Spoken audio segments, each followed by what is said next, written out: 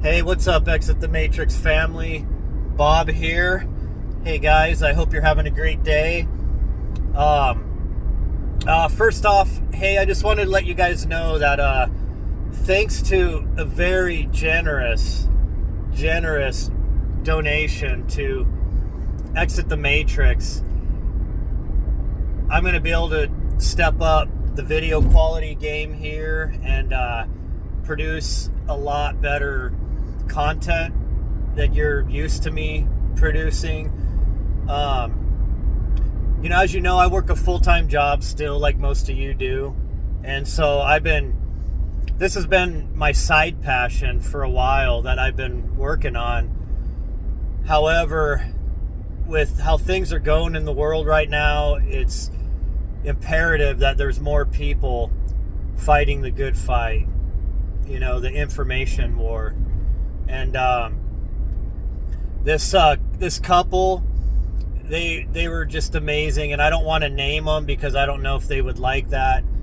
However, they believe a lot in ETM, the message and the mission, and they basically donated me a brand new computer, a pretty powerful computer at that also, and an amazing monitor. And it's really helping jumpstart my setup. So yesterday I was off. I was working on getting that computer system set up, and I've got a loft over my living room. Our house is it's a mountain home, and it's a little bit like a cabin setup. So it's got this really cool loft in it that overlooks the living room. And so that is what I'm going to be turning into my studio. It's not the perfect place. It's got kind of a low ceiling and angled ceiling and everything, as you can imagine it would. However, it's the best that I've got to work with right now. I've got an unfinished basement, but I don't have the money right now or the time to build a studio in the basement. However, that is my next plan. Once ETM can get big enough and generate enough revenue off of my different platforms and such, I plan on reinvesting that back into building an actual full-size studio in the basement. But for now, we'll see how the loft works out. I do need to still get some furniture and a few other things set up just to make it work just right. However, we're pretty close there. So don't be surprised here by next week if you start actually seeing me doing sit-down videos from my loft studio. And I'm going to be starting to do teachings now that I have a proper computer to work with and not just trying to use a Chromebook and my phone to do all my content off of. I'll be able to actually do live feeds, live teachings, be able to pull up information on the internet, and cuneiform tablets that we can read through, and I can do teachings on the symbolism and all that. And so I really plan on going in a lot bigger direction with everything. And however, I do want you to know, because I know some of you actually like this format videos. You like listening to this. I mean, obviously this isn't really for the video quality because it's usually pitch dark outside still while I'm driving to work. But I think what I'll do is I'll call these the morning talks, and for the most part I'll still be doing 4 or 5 of these a week. But I am going to start expanding on other videos, and most importantly, I'm going to start setting up interviews with people. I'm starting to get some pretty good connections with people, and I really want to take this to the next level and make it more immersive, and it's going to cover a wide gambit of topics. So thank you so much for that amazing family that chose to bless me with this equipment and help jumpstart my operations to the next level.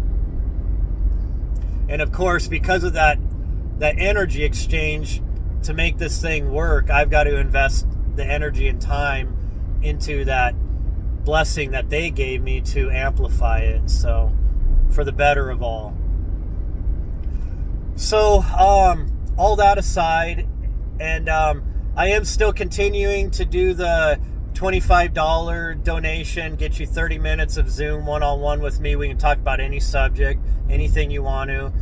And, $50 will get you an hour of my time. We'll continue to build up some funds, and that from now on, that'll go towards maybe upgrading some mic and video equipment, and start putting some money aside to get a room built in my basement for a proper studio. So, but anyways, let's go ahead and we'll get rolling here.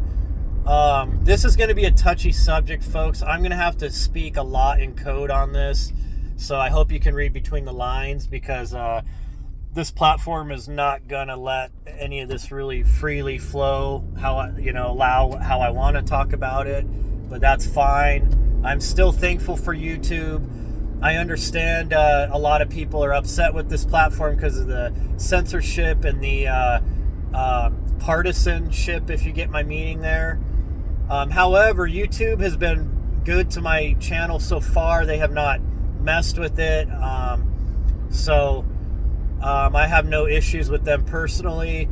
However, I am going to look at expanding into some other platforms that I can more freely speak, especially on subjects just as this.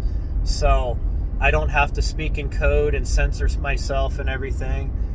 But that's more investment of my time, so I got to take it one step at a time for now. So anyways, the big question is, why are we here where we are right now as a human civilization as a whole? And I know that this will kind of be based on varying degrees, based on what country you live in, and what region even of the countries you live in. So I understand that this is to varying degrees. However, there is an underlying institution behind everything, and a control and manipulation institution. So why are we here? Why are we at this point right now where we're just seeing mass chaos around the world?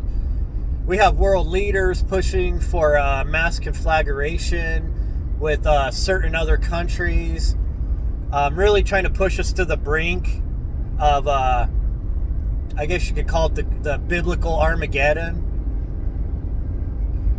Why is there so much division in our world? Why are we being poisoned on all fronts? Our bodies, our minds, and if they could, our spirits, that's what transhumanism is after, the manipulation of the conscious energy, not just the physical body or even the human mind. Why? Why are we here?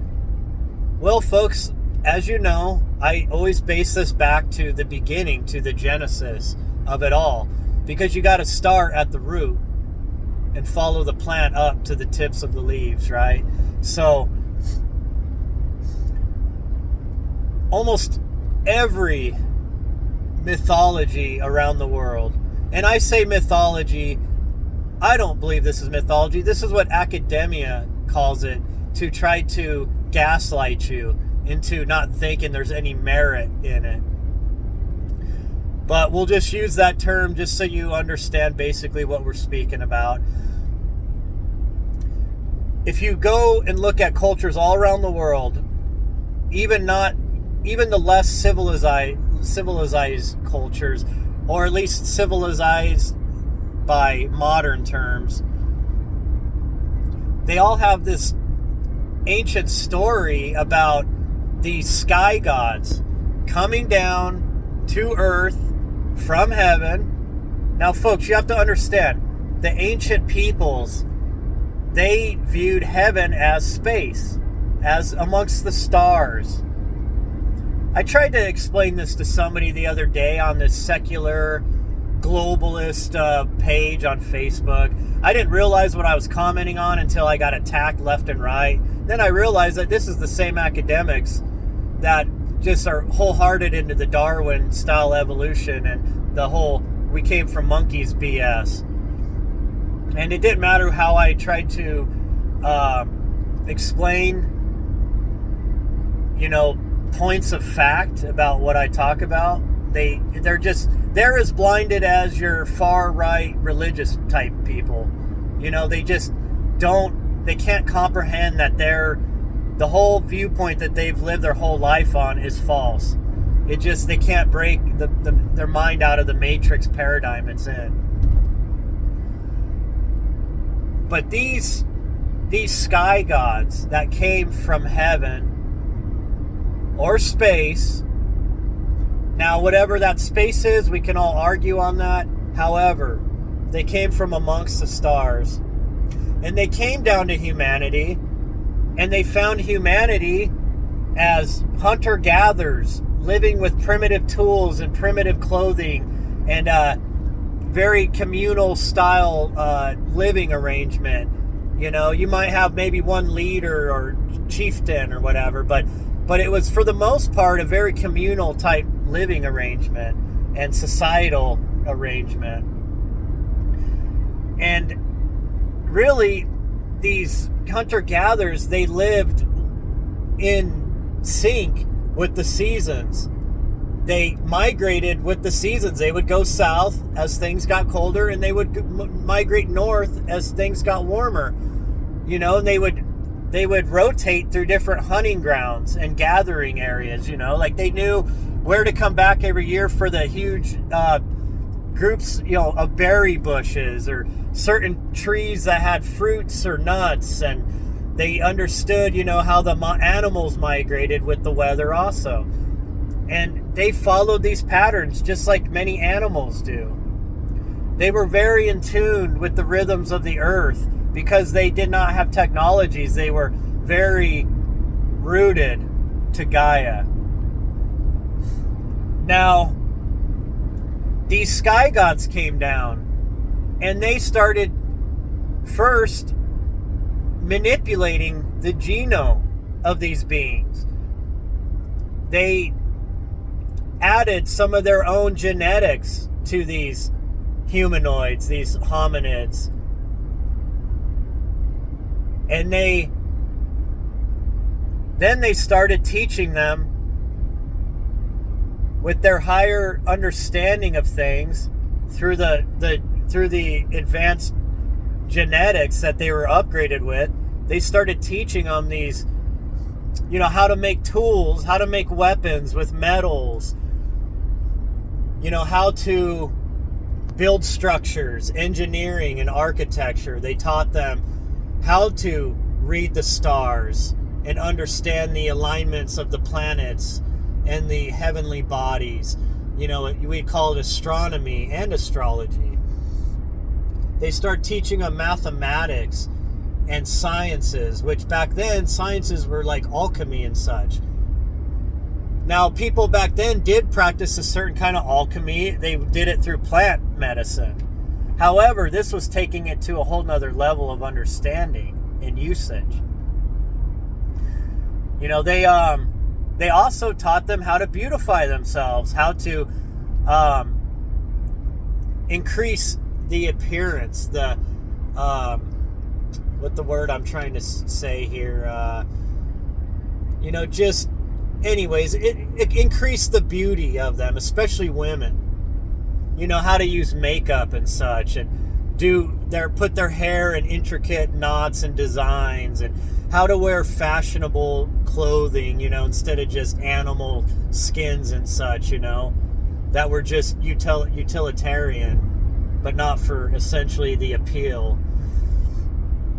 They started teaching all these things, and especially warfare and religion, because they got this early upgraded hybridized human to worship these beings as gods, because they were so highly technologically advanced that to these primitive hunter-gatherers, they were the gods.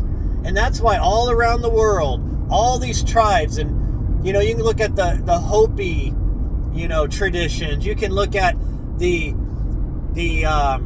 mythologies in Mesoamerica, South America.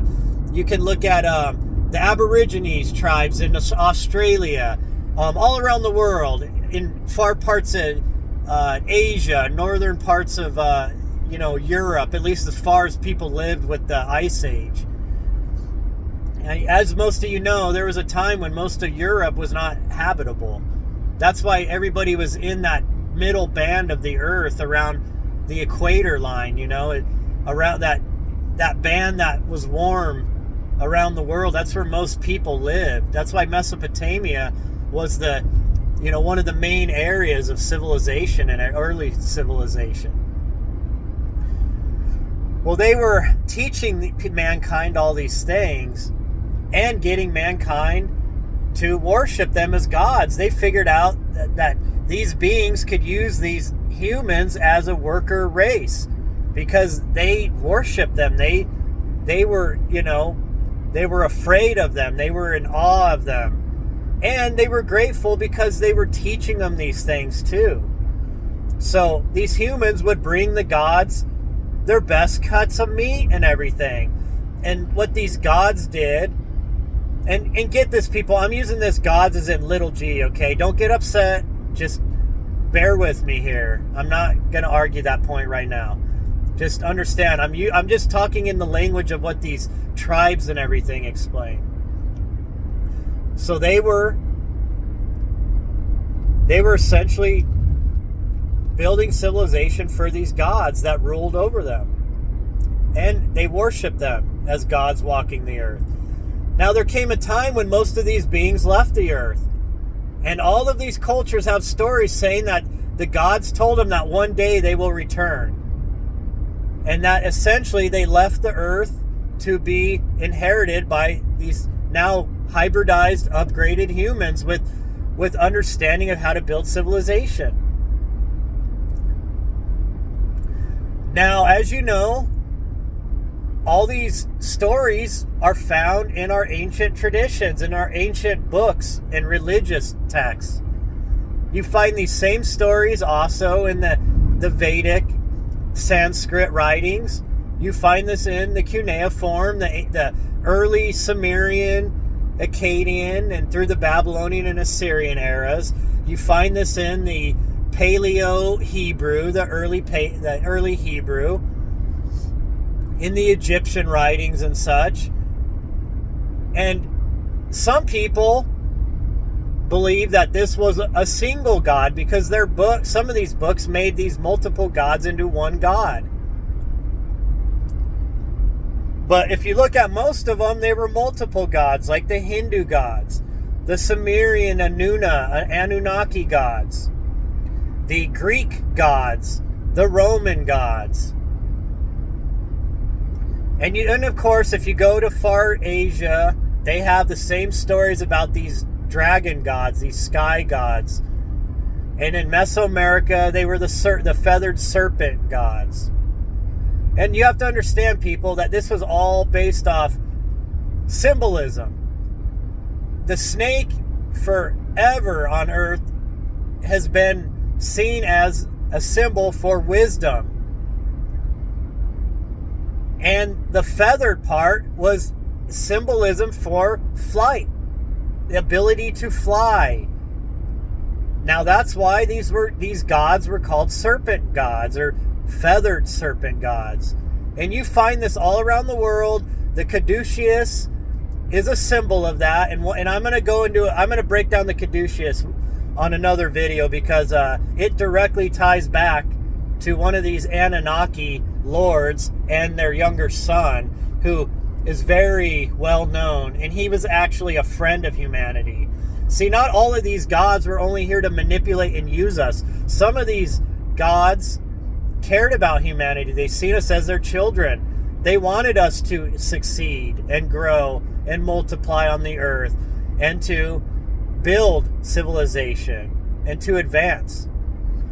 Some of them didn't. Some of them seen us as wild animals that needed to be kept under control, like a herd of deer or something, that if it gets too big, it'll eat all the vegetation, then they'll start dying from disease.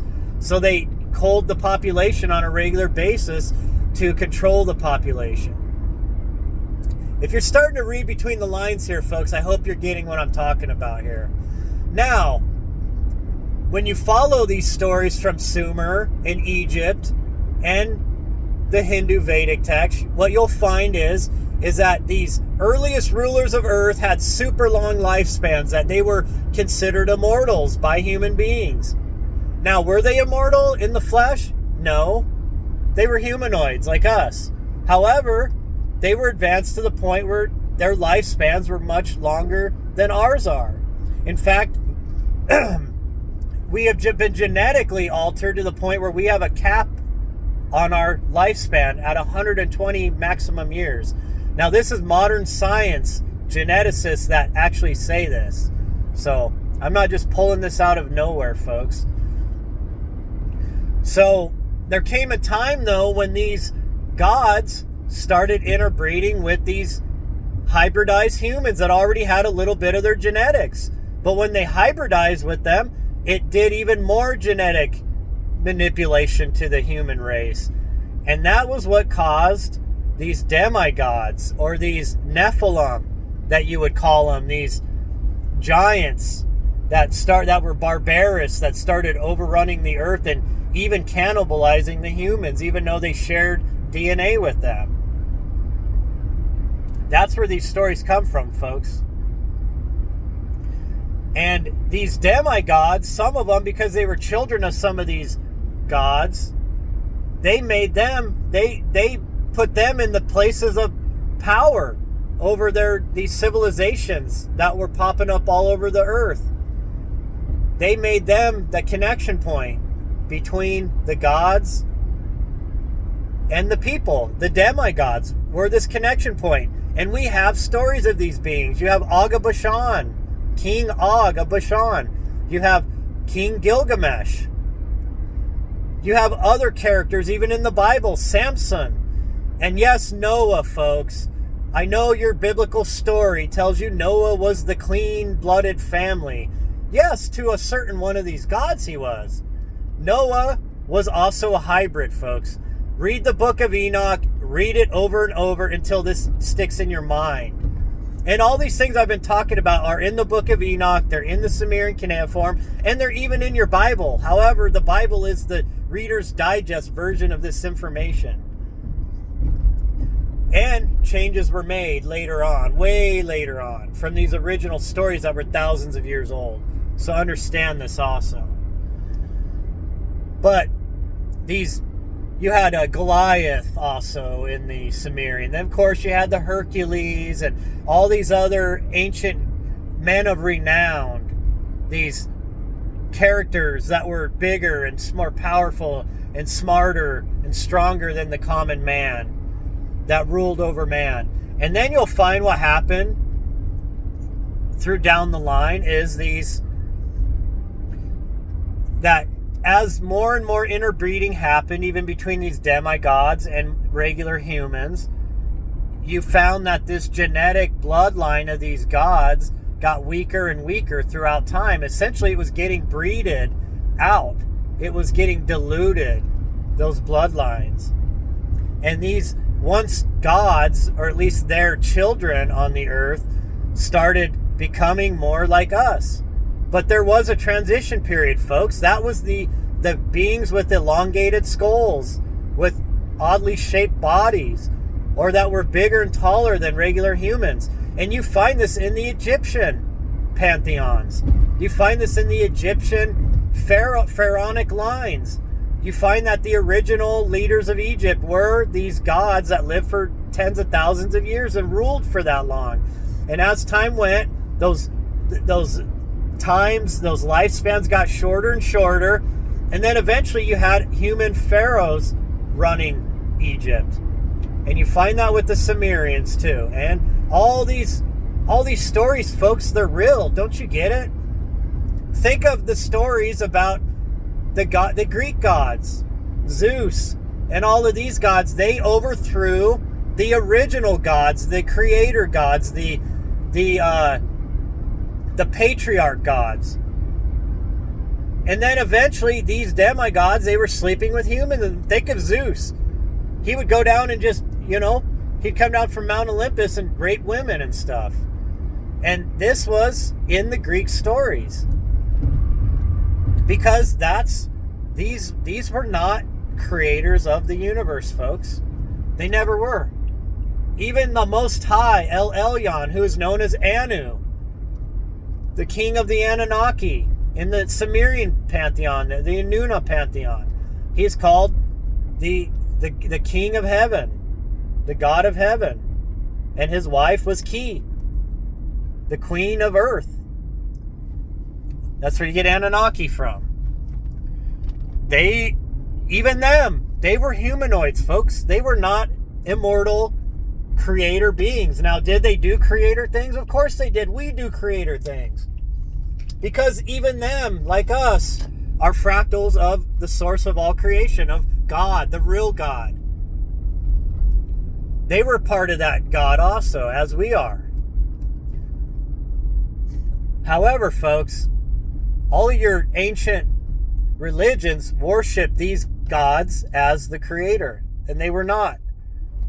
Now, if you follow what I've been teaching here, then you'll understand who these people that rule our realm are, especially from the shadows. You'll understand why the royal bloodlines try to protect the royal bloodlines, because these are the leftover direct royal bloodlines that go back to the royal bloodlines of the Anunnaki.